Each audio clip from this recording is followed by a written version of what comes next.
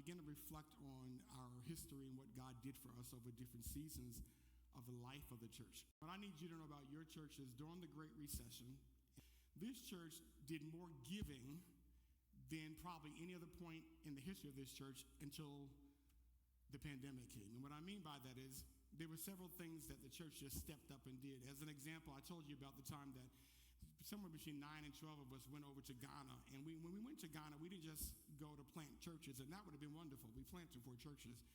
But also we went with stockpiles of medical equipment. I mean, stockpiles. And when we got there, we didn't just take it to the churches.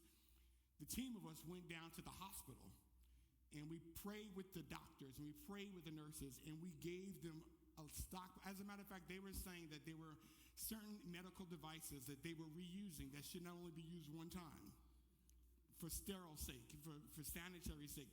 And they began to cry, thank you. As Elder James was on a trip, they began to cry, and State was on a trip, just saying thank you so much. We went to the hospitals. We didn't just stop at the hospitals.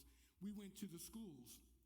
And we began to bless the children and pray over the children, and we began to teach lessons to the children and encourage the staff and make donations to the staff there as well. I mean, God allowed us to go as a sending church, but also a giving church. Also during that season, we were in a cafeteria, and we opened up our first Give a Kid a Chance. If you weren't here for that part of the history, Give a Kid a Chance was during the recession when people were struggling.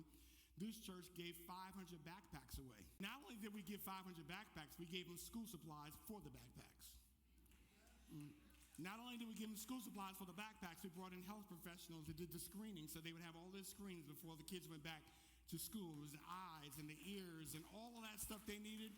This church did during a time when they said, no, you can't give anything because everything is so tight. God blessed Impact to be a giver during that